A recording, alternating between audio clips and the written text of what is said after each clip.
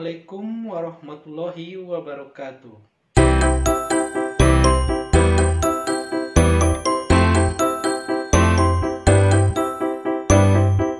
Baiklah anak-anak sekalian, pada kesempatan kali ini Bapak akan coba memberikan video pembelajaran tentang materi kelas 10 semester 1 yang mana judulnya yaitu Hakikat Fisika. Di mana tujuan pembelajarannya yang pertama adalah peserta didik dapat mengamati dan menyimpulkan tentang fenomena fisika dalam kehidupan sehari-hari. Yang kedua, peserta didik dapat mengamati dan menyimpulkan tentang hubungan fisika dengan disiplin ilmu lainnya. Yang ketiga, peserta didik dapat mengamati dan menyimpulkan tentang peran fisika dalam kehidupan sehari-hari. Selanjutnya, yaitu pengertian fisika dan hakikat ilmu fisika. Sains atau ilmu pengetahuan alam atau IPA adalah ilmu pengetahuan yang mempelajari gejala alam melalui pengamatan, eksperimen, dan analisis. Fisika sebagai salah satu cabang dari sains merupakan ilmu pengetahuan yang mempelajari materi dan energi serta interaksi antara keduanya. Hakikat ilmu fisika adalah sebuah kumpulan pengetahuan dan jalan berpikir untuk mengadakan penyelidikan. Hakikat fisika terbagi atas. Yang pertama, fisika sebagai produk atau a body of knowledge. Produk yang dimaksud dalam fisika adalah kumpulan pengetahuan yang dapat berupa fakta, konsep, prinsip, hukum, rumus, teori, dan model. Yang kedua, fisika sebagai proses, a way of investigating. Proses tersebut meliputi langkah-langkah pengamatan, perumusan masalah, penyusunan, hipotesis melalui eksperimen, analisis data, dan penarikan kesimpulan. Yang ketiga, fisika sebagai sikap, a way of thinking. Setiap langkah dalam proses membentukkan sikap ilmiah yang baik, antara lain rasa ingin tahu, rasa percaya diri, kreatif, teliti, objektif, jujur, terbuka, mau bekerja sama, dan mau mendengarkan pendapat orang lain. Untuk tujuan berikutnya yaitu anak-anak dapat atau memahami tujuan mempelajari fisika, yang mana tujuannya yang pertama adalah dengan belajar fisika diharapkan dapat terbentuk sikap positif terhadap fisika dengan menyadari keteraturan dan keindahan alam semesta serta mengagungkan kebesaran Tuhan Yang Maha Esa. Yang kedua, memupuk sikap ilmiah yang meliputi sikap jujur, berpikir objektif, terbuka, ulet, kritis, dan dapat bekerja sama dengan orang lain.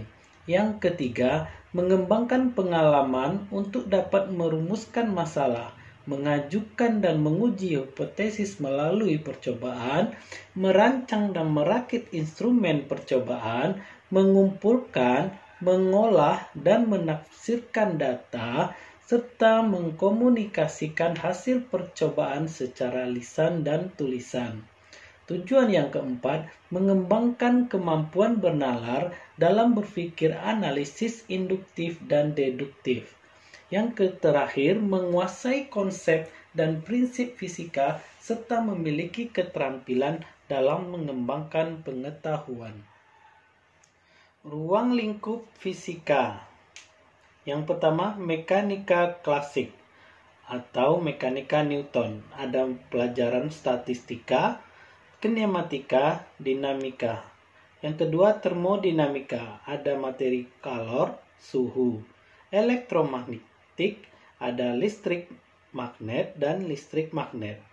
Terakhir, mekanika kuantum. Ada materi atom dan subatom. Selanjutnya tentang fenomena fisika dalam kehidupan sehari-hari yang mudah teramati.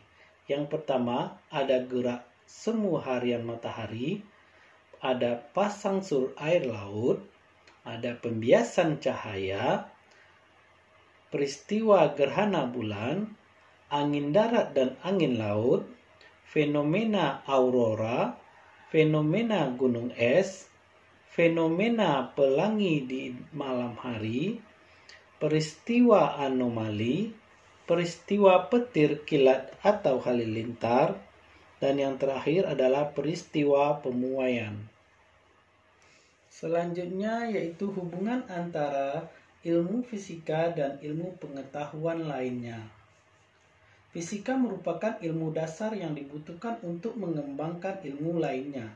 Dalam prakteknya, fisika selalu melibatkan ilmu lain untuk menjelaskan setiap fenomena fisis yang terjadi di dalam kehidupan sehari-hari.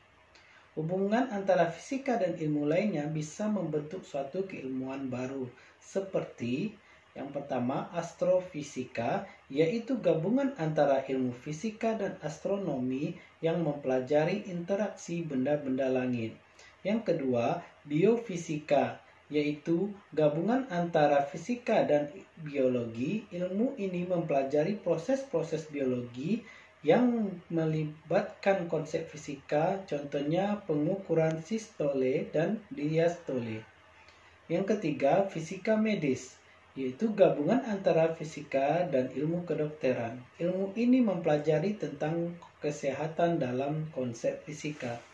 Yang keempat, fisika material, yaitu gabungan antara fisika dan ilmu bahan. Ilmu ini mempelajari tentang karakteristik suatu bahan secara fisis, misalnya titik didih bahan, bentuk kristal bahan, kelenturan, dan sebagainya. Yang kelima, geofisika, yaitu gabungan antara geologi dan fisika. Ilmu ini mempelajari tentang sifat-sifat bumi. Yang terakhir, fisika optik, yaitu gabungan antara fisika dan ilmu optik. Ilmu ini mempelajari tentang sifat-sifat cahaya dan interaksinya dengan materi lainnya. Materi yang terakhir yaitu peran fisika dalam kehidupan sehari-hari.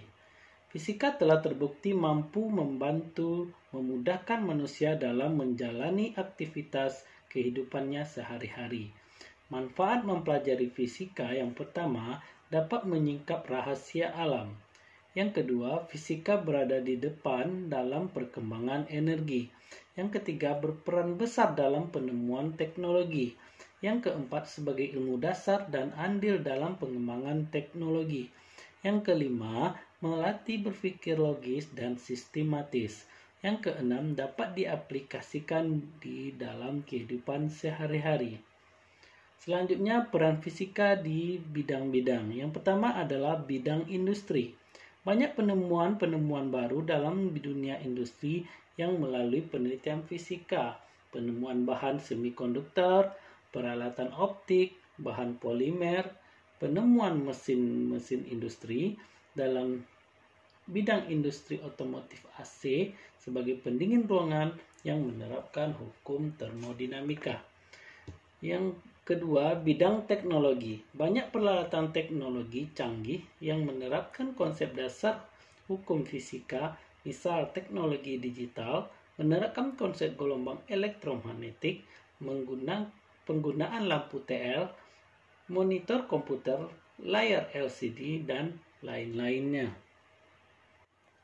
Selanjutnya yaitu bidang transportasi. Penerapan transportasi tradisional hingga modern menggunakan konsep fisika, yaitu delman atau gerobak yang menggunakan daya dorong. Peralatan transportasi darat menggunakan konsep kecepatan, transport laut dan udara menerapkan hukum-hukum fisika tentang fluida. Bidang telekomunikasi. Penemuan peralatan telekomunikasi menggunakan hukum fisika tentang gelombang. Bidang pertanian. Sistem pengairan menggunakan pompa menerapkan hukum fisika. Menggunakan teknologi radiasi dalam pertanian, contohnya untuk mengatasi serangga hama pengganggu tanaman pertanian yang dapat menurunkan kuantitas maupun kualitas. Bidang kedokteran. Ditemukannya peralatan kedokteran seperti endoskopi, CT scan, X-ray, radioterapi, dan elektromiogram. Yang terakhir, bidang energi. adanya penemuan energi listrik, penemuan pembangkit listrik tenaga surya, penemuan energi radioaktif sebagai salah satu sumber energi alternatif. Cukup sekian untuk materi pembelajaran yang Bapak jelaskan, yaitu tentang hakikat fisika. Sampai jumpa pada video pembelajaran berikutnya.